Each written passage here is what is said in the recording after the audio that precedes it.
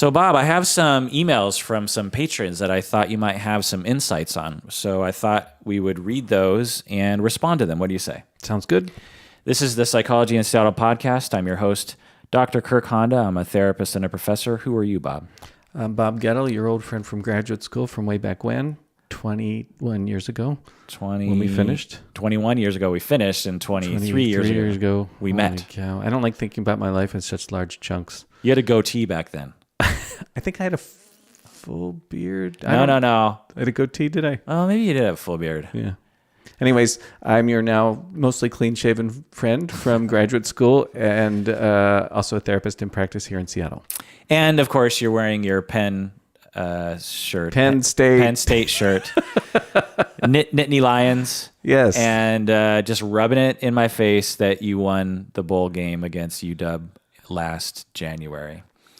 So, and took my money, my marker. You still have $6, right? You owe me $12. Well, we'll see if they face each other again in a bowl game this year.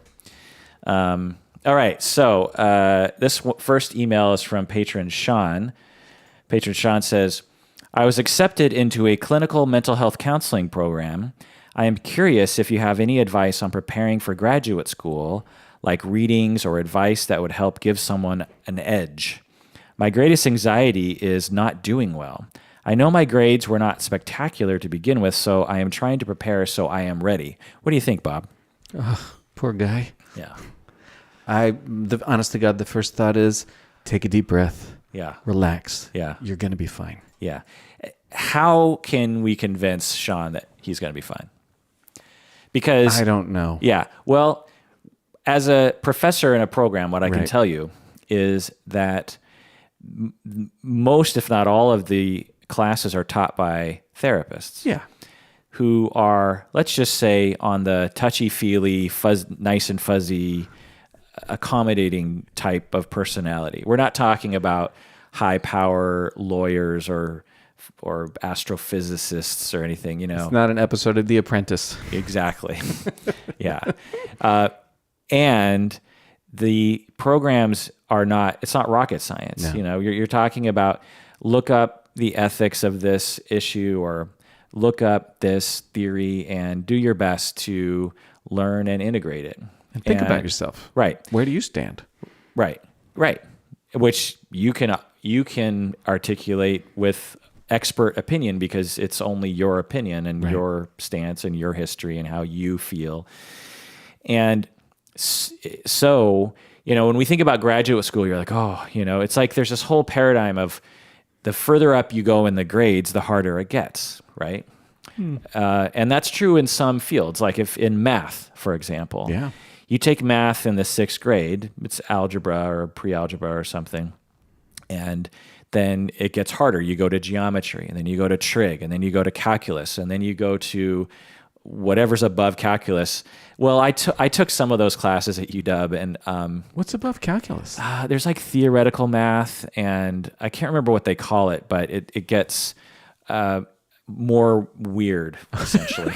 A weird math. Yeah, I just remember being at UW taking an advanced above calculus math class, and the instructor was obviously just a graduate student who loved math, who didn't sign up to be an instructor. That was one of the lovely things about going to UW.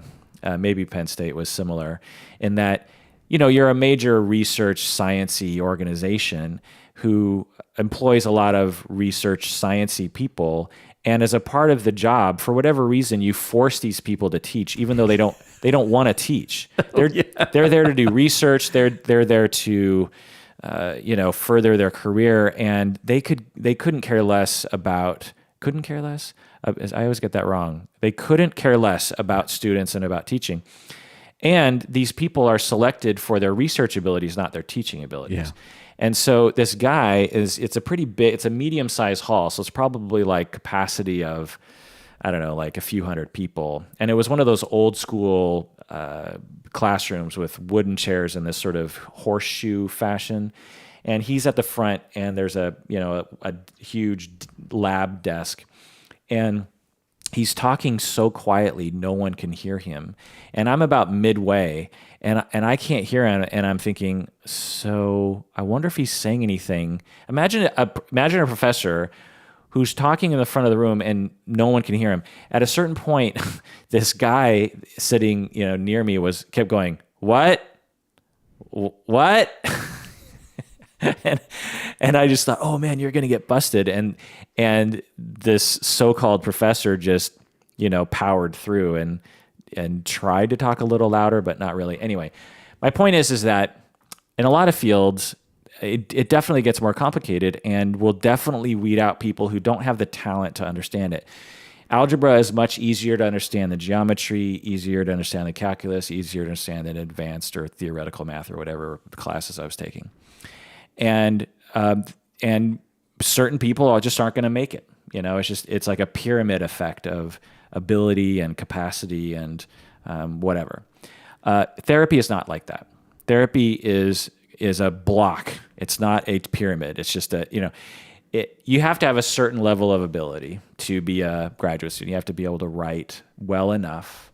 You have to be able to read and understand things well enough. But the model in the education programs, and I have contact with many programs, and they're all basically the same. I've never heard any program that's different than this, unless you go to actually at the University of Washington, the clinical psychology program is kind of like this. It is kind of like a pyramid in that, because it is basically, but it's not a therapy program. It's a research program. And at the top of the pyramid, you get the grant dollars, and like the Marsha Linehans and the who's that memory expert at UW? She gets called on for Elizabeth somebody. Yeah, forensic, and her big thing is that she's done research is that eyewitness testimony is extremely unreliable. They do these experiments on people. They'll show them a scene, and then they'll do some other activity for 5 minutes, and then they'll ask them a bunch of questions, and they'll prime them, and they'll be like, "So when the red car hit the blue car, what happened?" And there was no red car. And then that encodes it into your head. And then later on, they're like, "What color was the car?" And they'll be like, "Oh, it was red," even though the car was like gray or something.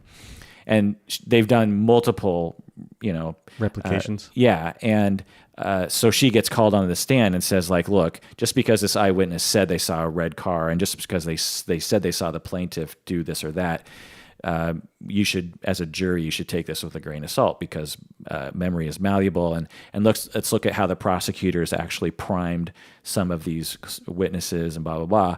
And cool. And so she's at the University of Washington. Yeah, she's world renowned. I'm guessing she's at the top of that field in terms of memory and forensics and court and eyewitness and all that kind of stuff. Well, in order to get there, you have to basically work all week long on one thing, and you've got to network well. It's a political thing. You have to be extremely smart. You have to know the right people. You have to publish like 10 things a year. You've got to be married to this career the way that Marsha Linehan has been, as I'm imagining anyway. I think most of the professors at the U have this kind of style that you're describing. Right. And God bless them, because we need people like that. And so if you go to that program, then it's going to be like anyway. But programs, normal clinical mental health counseling programs, they're not like that. They're training professionals. It's basically a vocational school. It's a vocational school to train you to do a particular job. It's not a high-minded, high competitive sort of situation. It's when you go to a plumbing school, I'm guessing they're not trying to weed out the shitty ones, or when you're going to learn how to be a chef or something. I'm just guessing. Anyway, the point is that it's not that hard. The program wants you to succeed. Yeah, they literally want you to succeed, because as I do, even if you're a bad student, if I think you can actually do a good job to help human beings on this planet, then I would feel like crap if I got in the way of one more person who is desperately needed in our society to actually help people or to try to help people, I like thinking about it, like the big picture. That's cool. Right. So if you can't write fantastically, but I think you're going to do a good job, or you're a slow learner, but I think you can eventually learn, I don't want to get in the way. And I find that even professors who don't have that attitude, they're basic. If anything, Sean, clinical training programs are too nice. They graduate too many of their students. So they're too easy I actually, and me and other colleagues, one of the things that we talk about frequently is how to support instructors in their efforts to flunk the occasional student who actually is way below the threshold. All too often we'll get someone that will be mid or late program, and we will have realized that this individual student, it's really 1 out of 100 students or something, will have somehow passed every class that they should not have passed, because each micro step along the way, the professor was like, well, I don't want to be that person to flunk this person. And, maybe someone else will flunk them in the future.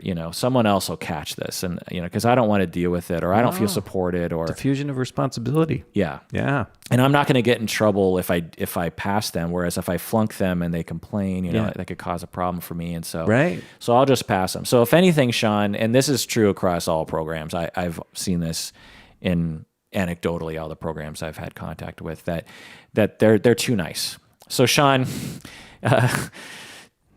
that is to say what Bob was saying in a much shorter way, which is let us give you a big podcast hug and say everything is going to be okay.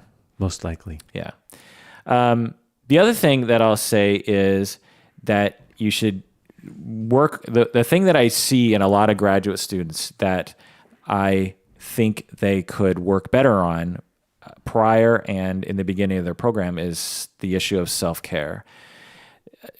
Many therapists, I think, fit a profile, but really just Americans in general, we tend to deny our needs and not know our needs and feel shitty about asking for help.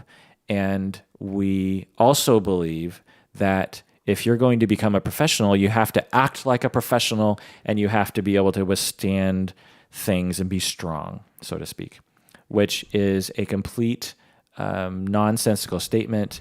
There's no such, it'd be like, I should be, oh, a car is about to fall on my head. I need to be strong enough to hold it up. No one's like, you're not going to hold that car up. That's not humanly possible. I'm here to tell you, it's not humanly possible to go through graduate school and become a therapist. But graduate school, even just by itself, is extremely stressful in therapy. Maybe a lot of graduate schools are, I don't know. That you cannot and will not, and no one ever has been, quote unquote, strong enough to withstand that stress without having a pretty robust self-care system. And whenever I talk about this, I'll be like, what are you going to do for self-care?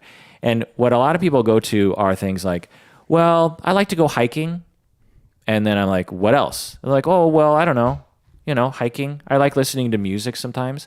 And I'm like, that's not going to fucking cut it.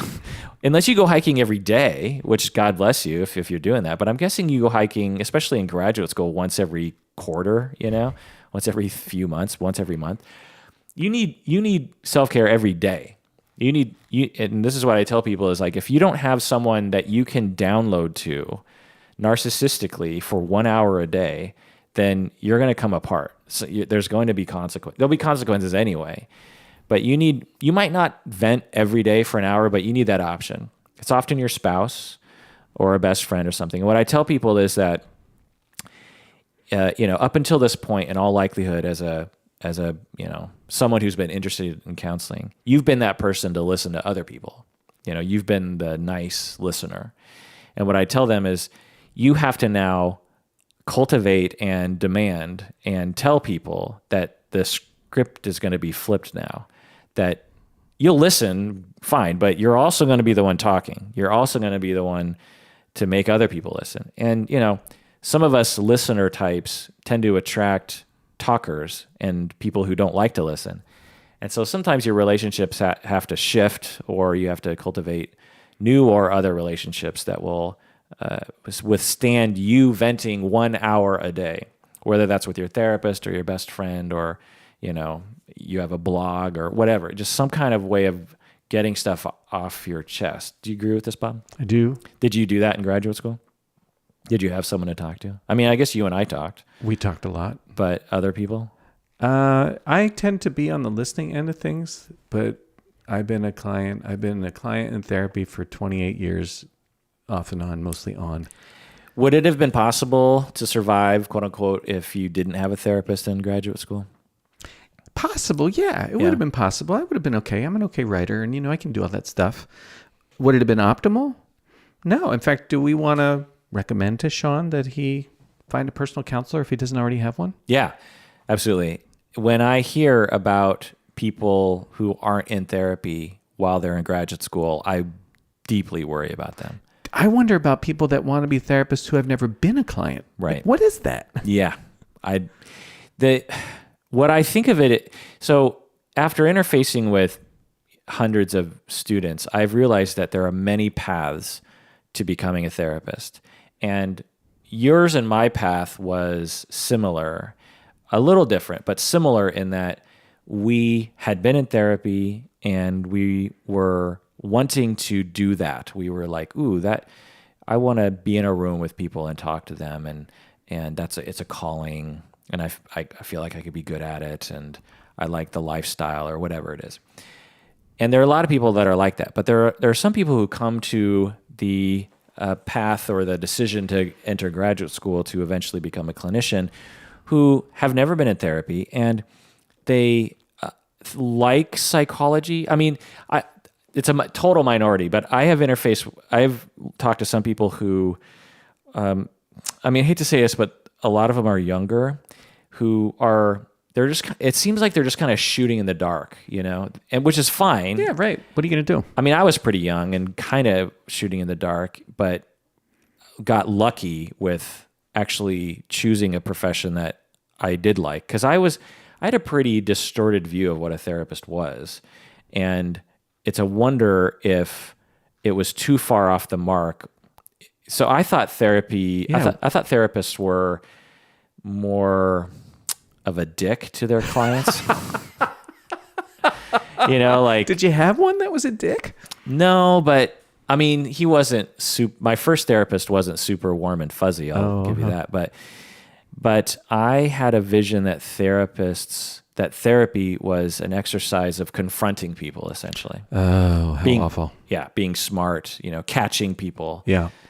Caught you, that kind of thing. And that's a common misconception of therapy. So it's not like I was strange in that way, but it's a wonder. It's just lucky. So that's, when I decided to become a therapist, at least part of my mind was thinking like, that's what I want to do. Well, you wanted to be helpful. You just thought that this was the mode. Yeah. That's a nice way of putting it. The bad way of putting it is I was narcissistic and wanted to yell at people and be smart, You love the N word. And luckily, when I realized what therapy actually was, I liked it even more. It's just so much. It just feels so much better, the real way that therapy is. And it's so... I could imagine being your client. I think being your client would be a very warm experience. I hope so. Yeah. I hope so. And you too. Well, I've been your friend forever, so, I know you.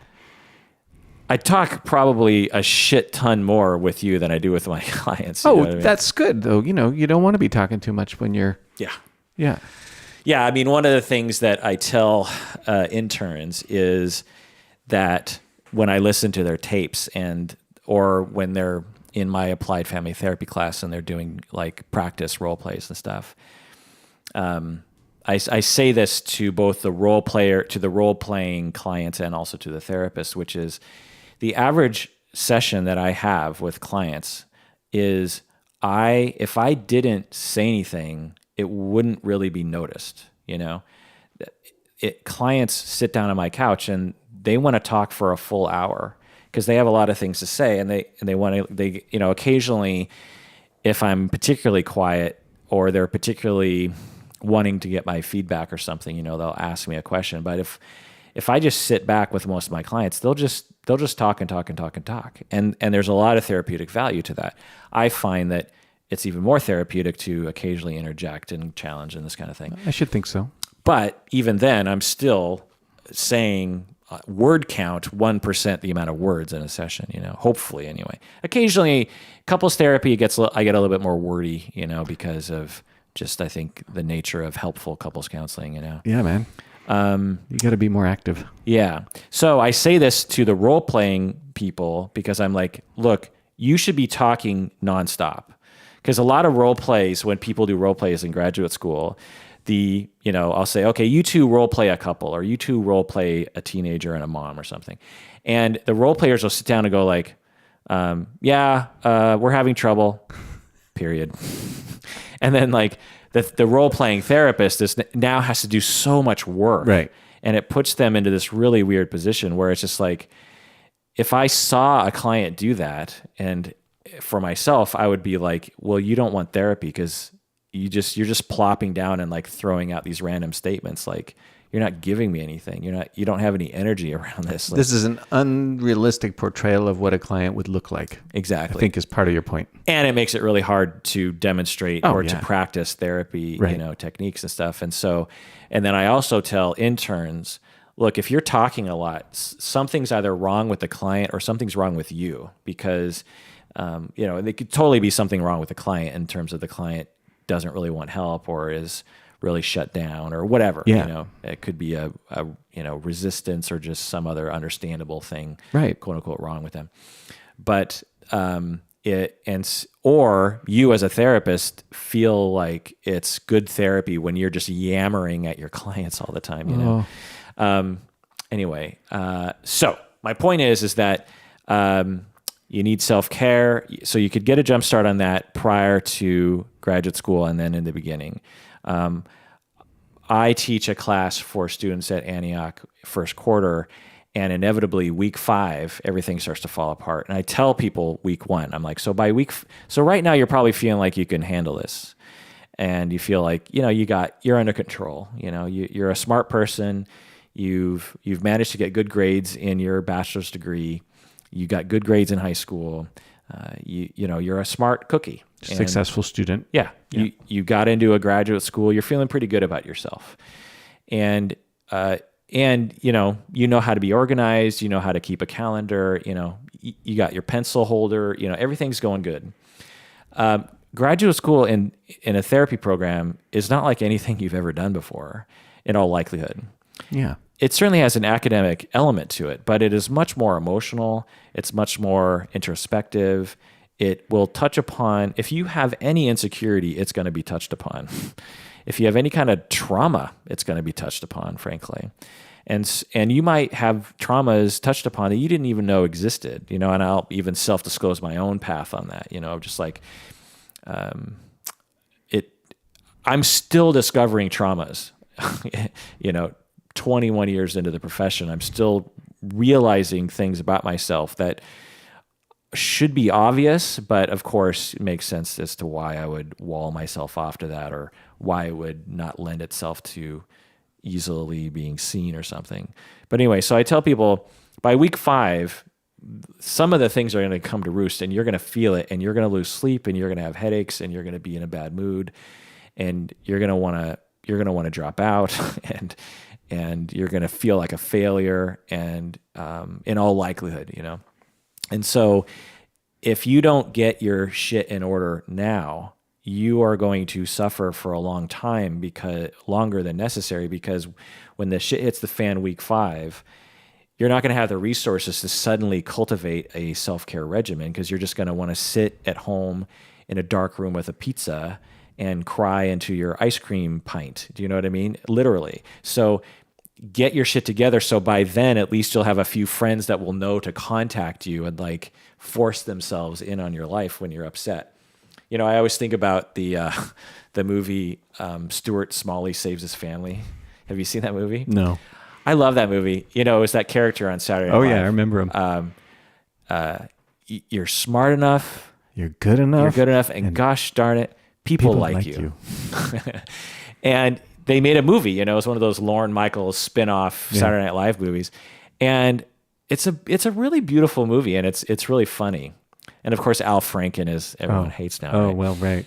But he, and it's not particularly politically correct because he's kind of aping a stereotypical gay guy, and a woo-woo therapist. Right. Which feel free to make fun of all that because, Sure, right. and he nails it too. Like just all he's in 12-step, he's in AA and he has sponsors and stuff. But there's this moment where he's in his room and he's, depressed and sad and he's pizza boxes and Oreos. I think he's eating just sleeves of Oreos. I love Oreos.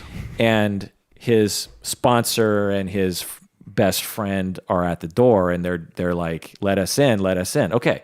And that saved him. What would it have been like if he didn't have those people? Yeah. That's my point. So you need to cultivate relationships where people invade your life when you're upset. That's the point.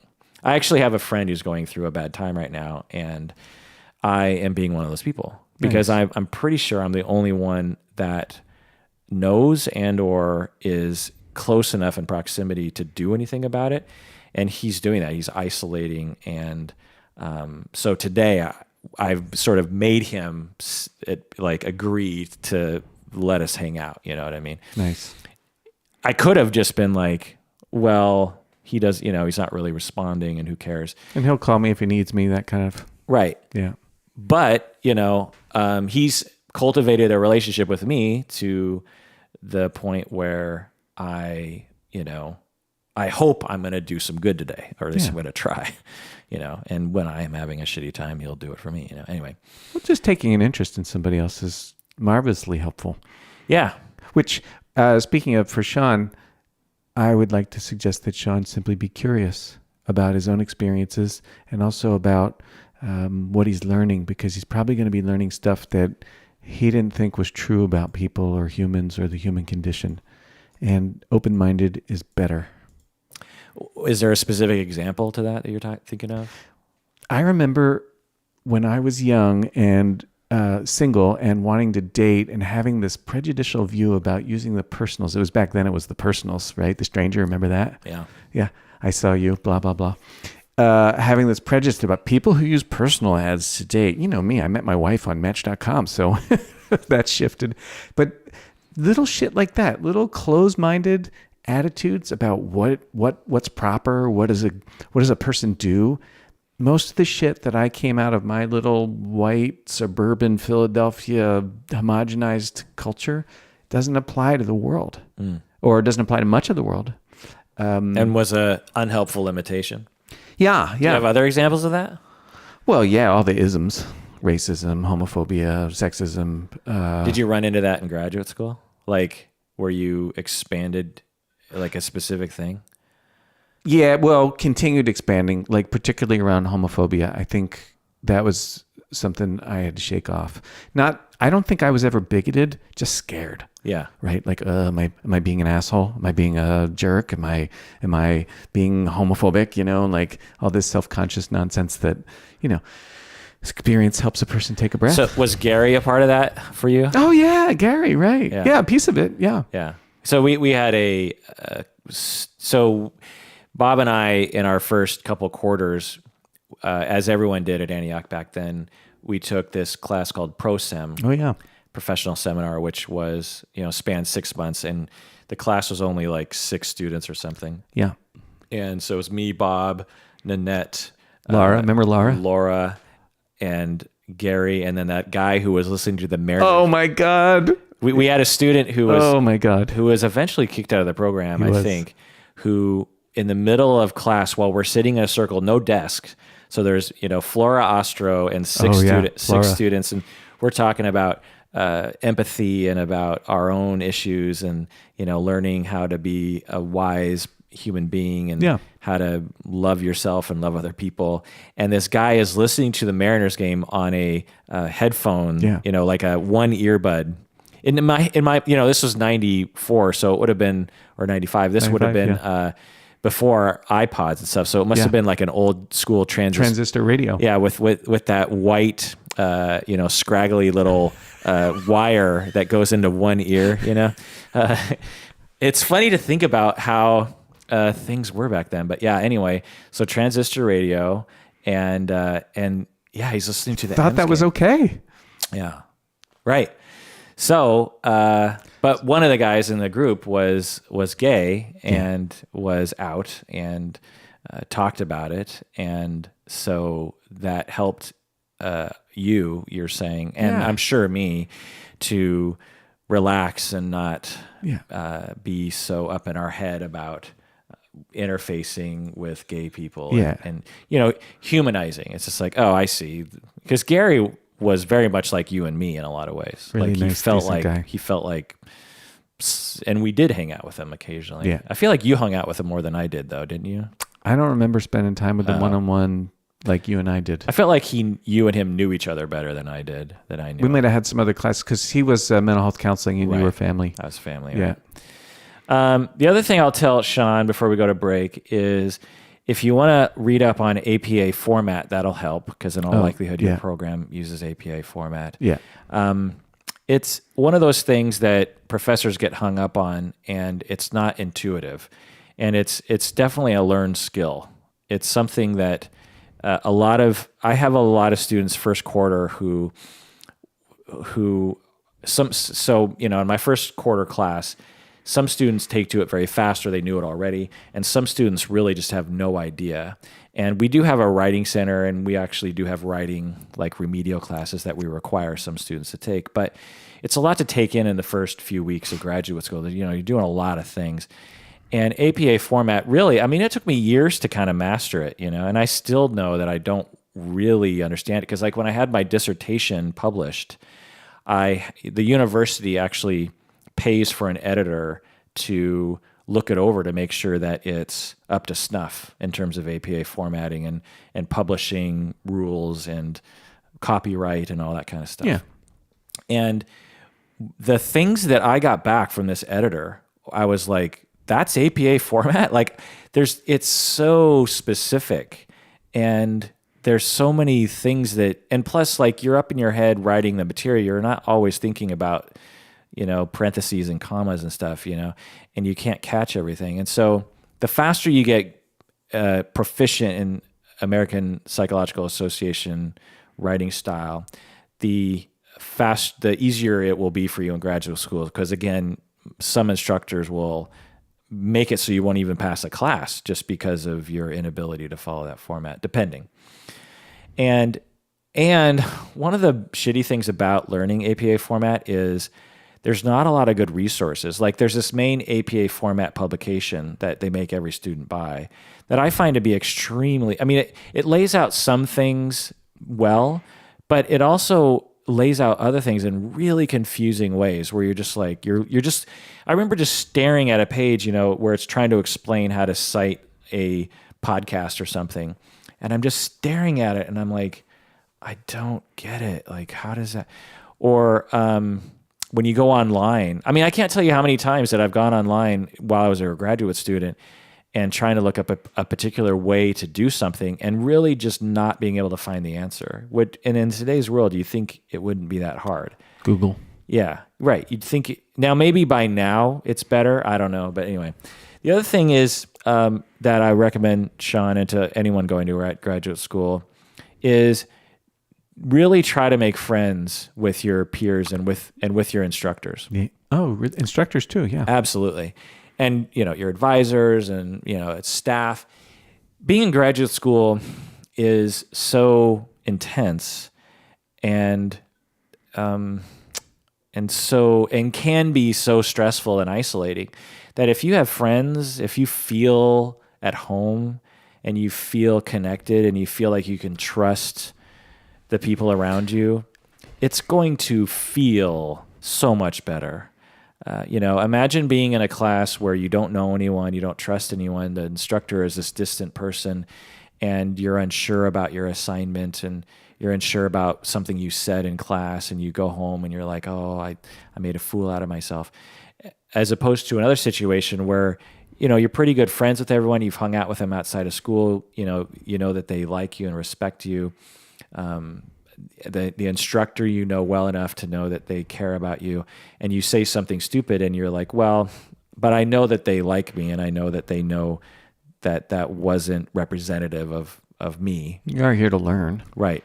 And I trust that they're nice people and they're not going to judge me for having said something stupid. And or I am comfortable enough just to raise my hand later in the class and say, I'm sorry for saying something stupid earlier. It's a completely different feeling, and you learn so much better is the, another big benefit is learning is facilitated by the way that you feel as a student.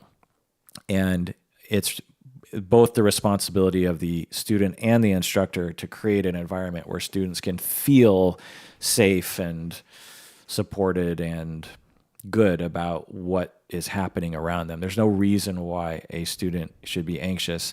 I tell this to all my students when they're starting out, is that if you are anxious, you're probably normal. But if you're overly anxious, then that is a failing of me as a professor. I have failed you if you are overly anxious.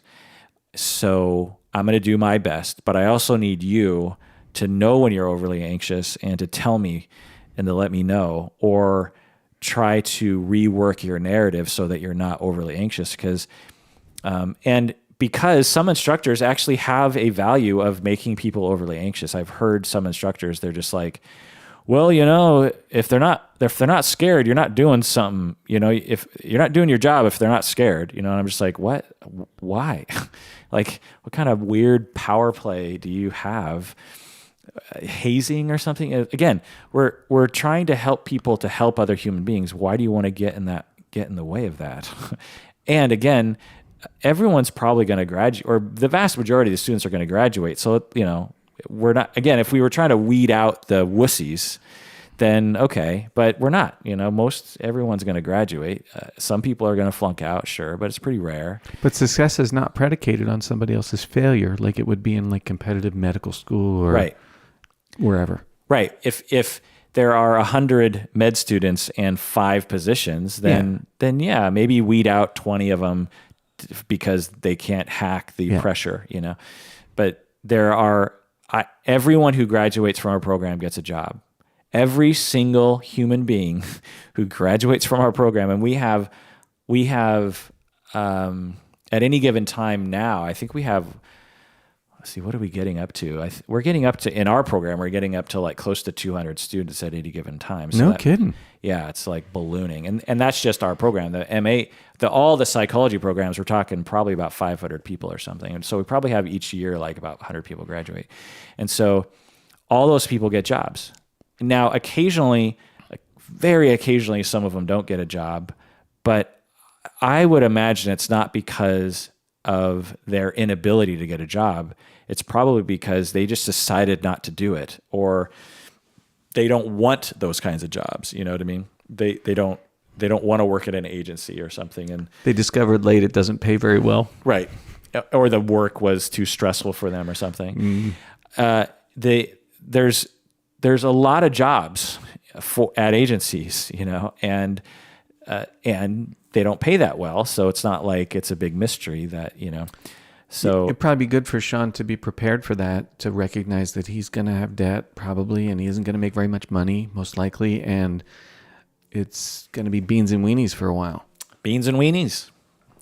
Man, when I was in graduate school, I don't think I could afford beans and weenies. I think I ate top ramen. Yeah. I remember I would buy French bread, what we call French bread, but it's just like soft baguette bread. Yeah. And I would put cheese on it and pizza sauce. That sounds awesome. And put it in the oven. And it was like, they were like little pizzas, I guess. And I had a whole system for like how long it needed to be in there and stuff. And if you put too much pizza sauce on it, it would like, or spaghetti, it was spaghetti sauce, sorry, not pizza. Pizza sauce is too expensive. Because, ragu pizzas or spaghetti sauce, you can get like for $1.50 or something, like a big jar. Or it was some kind of cheaper. Are you saying we should do a whole episode on this? What did you eat in graduate school? Beans and weenies? Oh, no, I ate cereal. Cereal. What kind of cereal? Every kind of cereal. Like Cocoa Puffs? Oh, yeah. Cocoa Puffs, Fruit Loops, What's that one? Life. And what's that other one? Honeycombs. Oh, yeah. Captain Crunch. Chex Raisin Mix? Bran. Chex? Chex. Wheat Chex. Wheat Chex. Not corn, not rice. Yeah, I ate a lot of cereal back then, which is actually kind of expensive. Yeah. But that's what I ate. But on the scale of things, not very expensive. Well, right. Yeah. Yeah. Yeah. Yeah, I remember eating that. I remember, what else did I eat? I mean, I ate Top Ramen. I ate beer.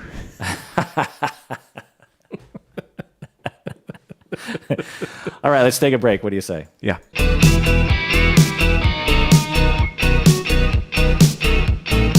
All right, we're back from the break. If you haven't become a patron of the podcast yet, do so now. Go to patreon.com. Also, if you have trouble accessing all of our patron exclusive episodes after you become a patron, email me if you have trouble, because sometimes people have trouble with the feed and getting access to that. So you want to email me at contact@psychologyinseattle.com, or go to psychologyinseattle.com and go to the Contact Us tab and just send me an email from there. Also, join the Facebook fan group. So we have two pages. We have the Facebook regular page, which is the one I run, and but there's a more lively group, which is the Facebook fan Psychology in Seattle group, which is not run by me. It's run by two patrons. We got April and famous patron Lyndon, and they run that Facebook fan group. It's mainly run by April right now. What's a famous patron? So famous patron Lyndon, he got his nickname years ago because he emailed these really complicated questions and just seemed to be one of those super fans, who sort of knew the trivia and blah, blah, blah. And he actually flew out from Ireland to our show earlier this year. No shit. Yeah. And so then he suggested, I think he's like, you should have a fan group. And I was like, what's that? And he's like, well, I'll do it for you, essentially is what he said. And then, he's been having some time constraints. And so he asked me to ask someone else. And so we asked one of our other super fans, April, who is now in charge of the fan group. But it's a fun group where, the community can communicate with each other and share things. And I don't ever look at it because I want people to feel free to say whatever they want to, because partially to self-preserve my own self-esteem and partially just to give people a place where they can say whatever they want to and not have to worry about my thin skin. Also, know that, phone apps for the podcast, for whatever stupid reason, we can't figure out a way to have it list all of our episodes. By now, we have like close to 750 episodes or something. And at this point, in the middle of 2018, your phone app probably only has 300 of those episodes. So more than half the episodes you don't have access to. Unless you go to our website at psychologyinseattle.com, then you can listen to every single episode. Every single episode, all 700 plus episodes are on our website. And so at this point, that's where you want to go for archiving. And some of these episodes, these archived episodes, aren't even that old. They're like from just like a few years ago, because we make about 150 episodes a year. So yeah, so more than 2 years ago, these would be archived. And some of the episodes from 2 or 3 years ago, I think, are some of our best. So do I need to be a patron to access them? No, you can just go to the website. If you go to the website as a patron, you can access the episode. There's a page for the episodes that are often requested that are older, like deep dives and this kind of thing. But so yeah, we're also potentially working on a phone app ourselves so that you could download that onto your phone, and then that will have access to every episode. But Umberto's looking into that. Also, we have our 10-year anniversary show coming up August 11, 2018 at the North City Bistro. Oh. And so are you going to come to that, Bob? Yeah, I am. Yes, yeah. So people get to meet Bob there. August 11, 2018. You know North City Bistro. I love that place. I know, right? Okay. So let's go into another email here. I wanted to go over this one. Okay, anonymous patron says, what do we do when a therapist dies or becomes seriously ill? What happens to their clients and their client files? Do they have a system in place to notify their clients of their death or illness? Do they have a colleague who can take over at least temporarily? I have a friend who used to be a therapist. He said most therapists have no system in place. Oftentimes, it is the therapist's spouse who ends up going through their files. I know someone whose therapist didn't show up for an appointment one day. The person called and texted, and texted the therapist, but received no response. They continued to call their therapist over the next few days, but the calls went straight to voicemail. Eventually, they found a different phone number on the therapist's website and called that number. The therapist's wife answered and told her that the therapist had suffered a heart attack. My therapist has cancer, and I basically live in constant fear that I'll show up for an appointment one day and he just won't be there. And I'll call and text him and get no response. I have nightmares about it. Anyway, I think it's important for therapists to at least think about this subject. Thoughts? What do you think, Bob? I hope this person will speak with her therapist about her concerns or his concerns and find out what the plan is. I think that's completely reasonable. Then my other thought is, I think I'm your go-to if you die. Right. So it's totally true that one, you are my go-to, Bob. If I die or become, and we've worked this out, that's my system. But absolutely, to answer your question, anonymous patron, is all therapists should have a system. From day one. It shouldn't be something that you wait until you're 75 and say like, well, maybe I'll start thinking about it now. You could die at any time. You could fall ill at any time. You could get in a car accident at any time. You could fall off a cliff while you're hiking. As Americans, we don't like to think about that. We like to think we're invincible and nothing's ever going to happen. Young people think that way anyways. Right. Newsflash, you're going to die one day. And if you're still practicing, something's got to be done about that. And so you need to have a system. It's considered a professional duty. It's not just something that it's not a favor you're doing. It's similar to having confidentiality or having locks on your files. It's a professional duty that you have a system. It's not usually talked about because, again, our society likes to deny the possibility that newsflash, you're going to die or get into an accident. It's unethical to abandon your client. That's what it has to do with, even in death. So now, if you die, it's not your fault. Well, maybe it would be your fault, but the point is that your duty doesn't end at right. Your duty doesn't end there, and you can't. Abandoning a client is unethical, but also not accounting for the possibility of abandonment is also unethical.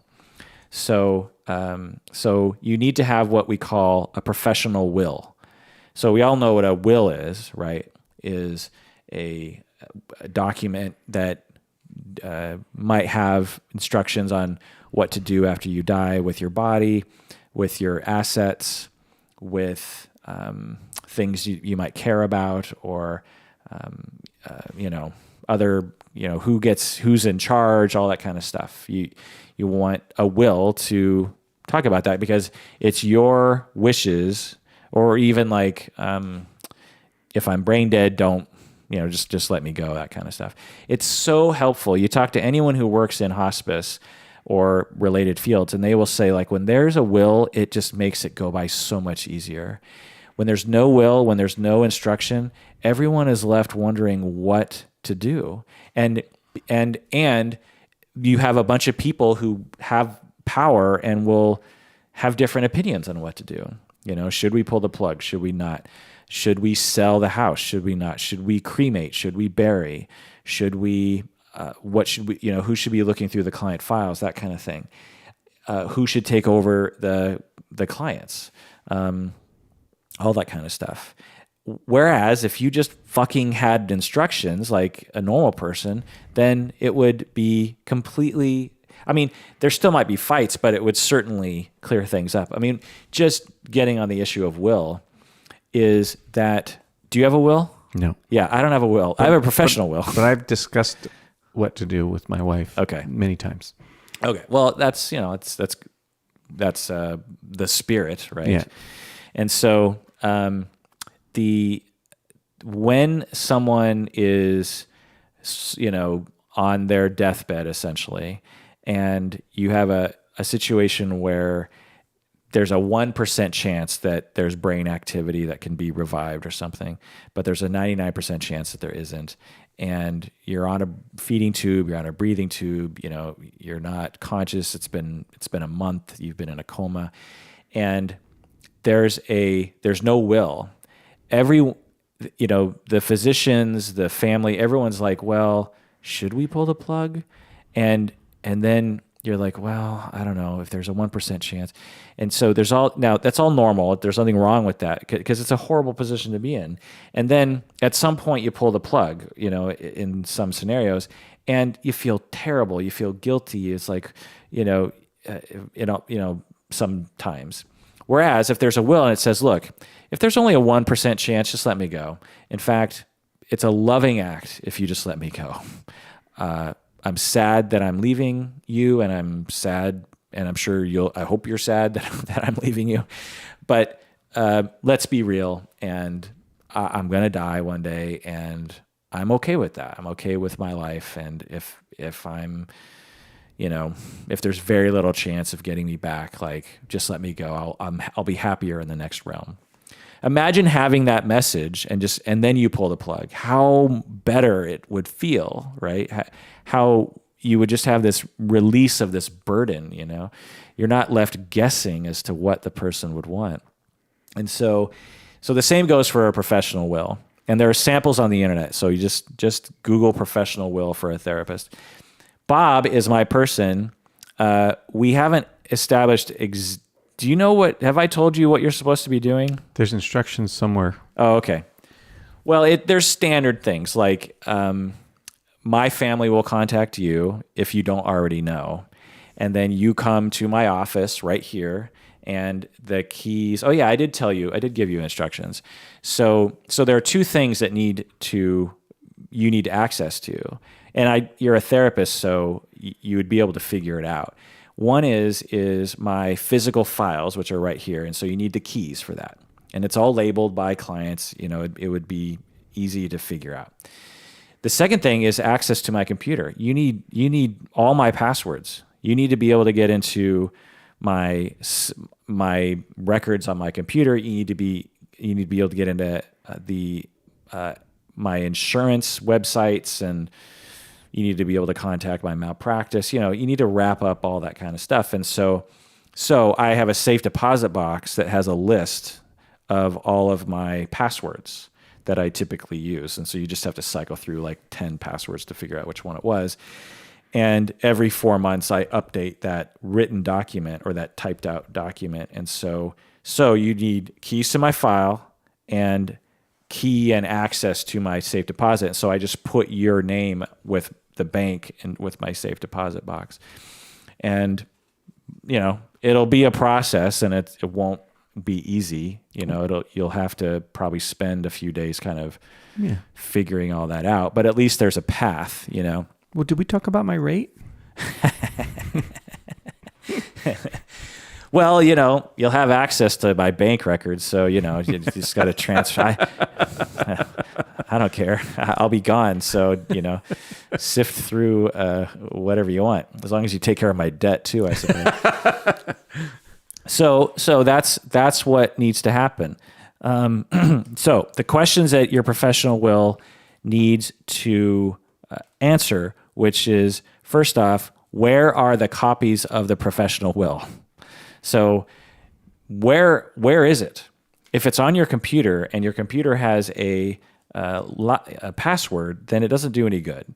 It needs to be somewhere, like, for example, I just gave Bob my professional will and said, here it is, and I gave it to my family as well.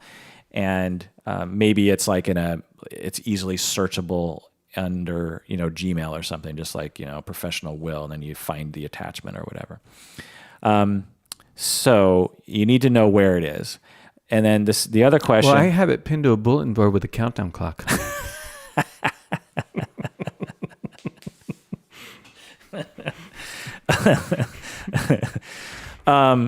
The other question that needs to be asked and answered in your professional will is who will take charge? Who is the person or persons who will be designated as to, you can't just say, this is what I want to have happen without saying who's going to do that. It's sort of like when you're doing CPR, you point to an individual and say, call 911. Everyone's going to be freaking out if you die or become incapacitated, and everyone's going to be like, is that my job? So you have to identify a person or persons. And the other thing is, how will they be notified? Because typically you're going to want another therapist to take over because they're going to understand how to read your files and all that stuff. And plus, they're bound to confidentiality. And you can't have your spouse do it is the point. You could have like a lawyer do it, I suppose, but it'd be so much easier if you found a colleague to do it. So how will they be notified? Does your family know to call that person and know how to do that? How will they have access to your files and to your schedule? Your schedule is like the biggest thing because those people have to be notified right away. So how do they have access to your schedule? For Bob, he will get my password to my Gmail, and that has my calendar, which has all my client names. And then all you'd have to just go to my physical files, look up the phone number, and boom. And how will the colleague be reimbursed for their time is another question. Oh, I was just kidding. I don't expect. No, it should be. They could refuse or something, but it's a professional service. And it could take a long time.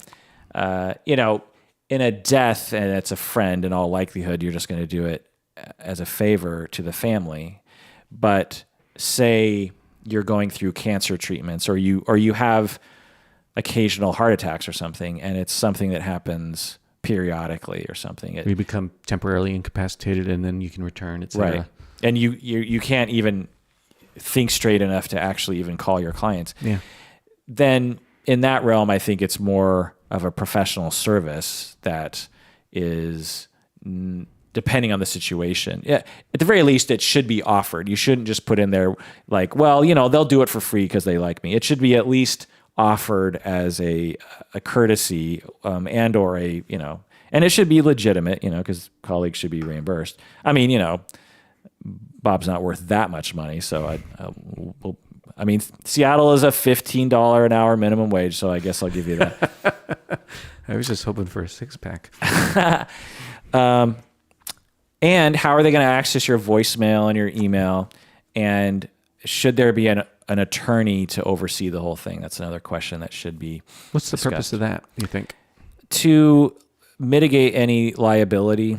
And certain lawyers they specialize in death and in wrapping up people's affairs and making sure that wills are followed and all that kind of stuff. So, sometimes an attorney is a good person to be there.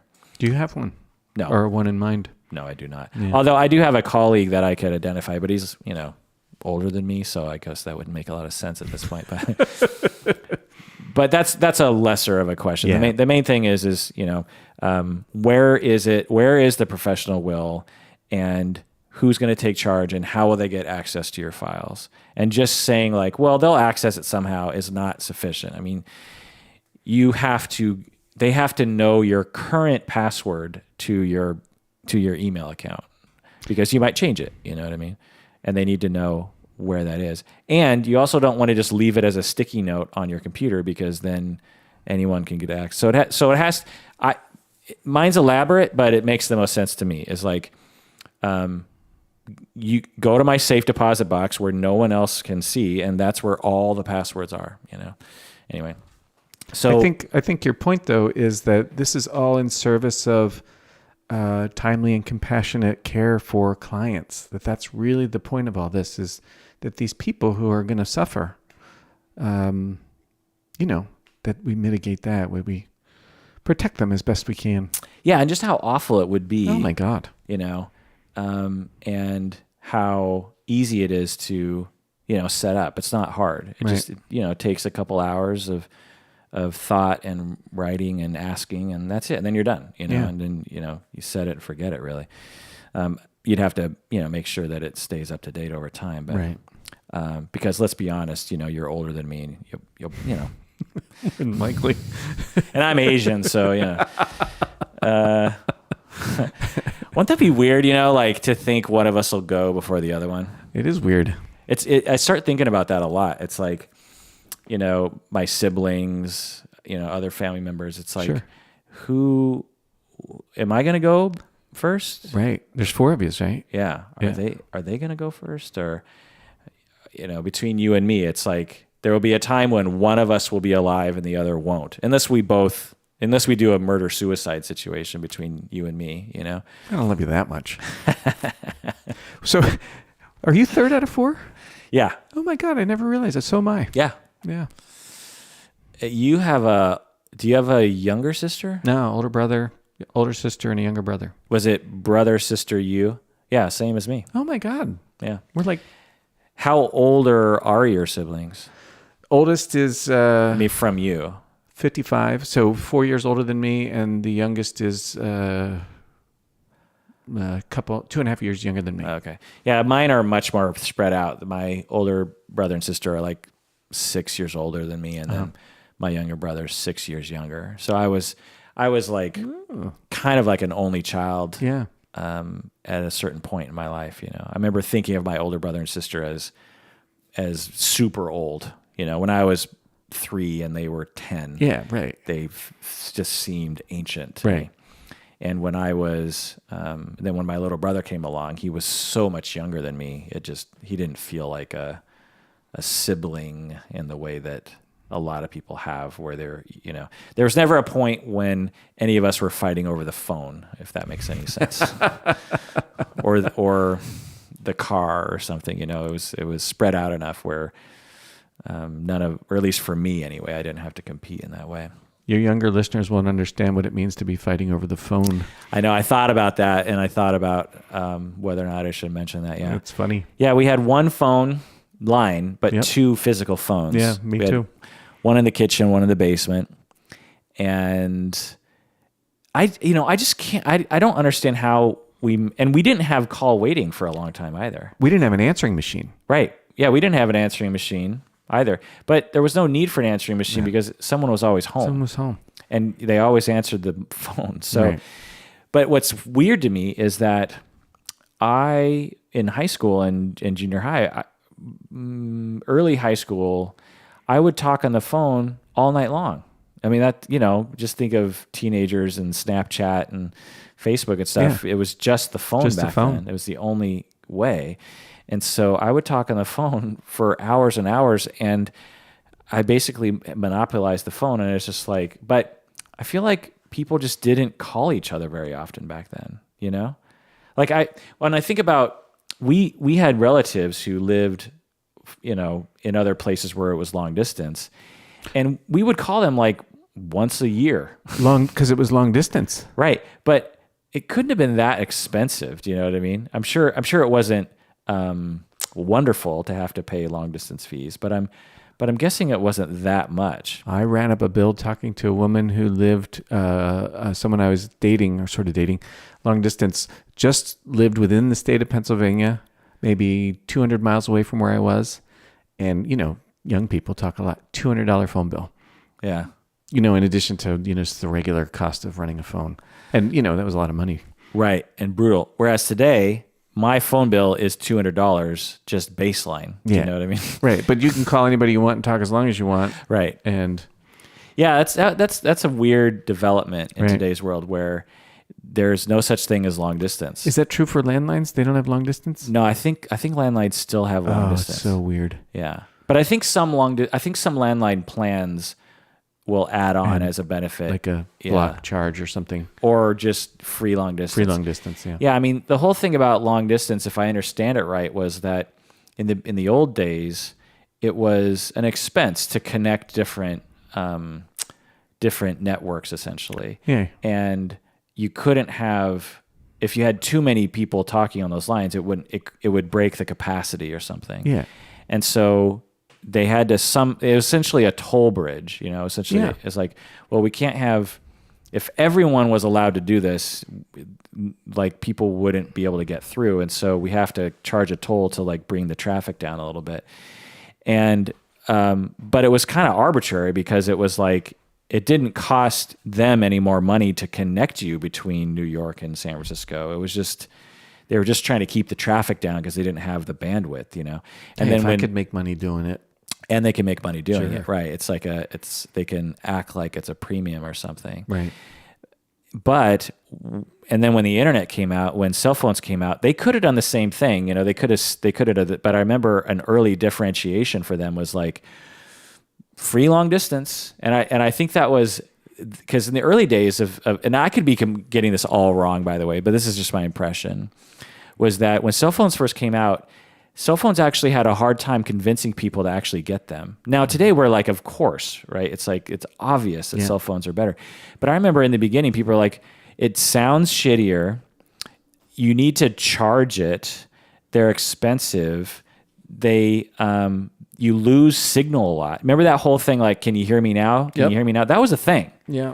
Like you would just walk down the street and lose signal, because cell towers were infrequent. And there were a lot of cell shadows. And so I think one of the things that they were trying to do to try to just please, become cell phone consumers was free long distance. I think that was just, if my impression, that was just my impression, was that they were just trying to suck people in, Was that your impression?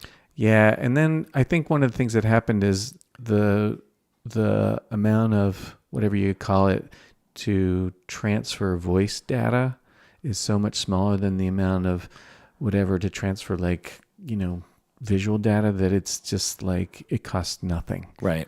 Yeah. I'm sure I said that in the most. No. That's the way you say it, as far as I know. And that relates to texting too, because right. So I think when texting first came out, they're like, "Ooh, we can charge for this because people really want it," but it's so ridiculous because the amount of data that is needed to send a text is, compared to a phone call, is like 0.0001% right. of the amount of data, and then compare that to video, and we're talking about just like non-existent. I don't know. We're probably talking out of our ass, and somewhat. But we're at the end of the episode, and hey, if you're still with us, that's too bad for you. Too bad for you. You'll never get that time back. All right. Well, that does it for that episode of Psychology in Seattle. Thanks for joining us out there. Please take care of yourself, because you deserve it.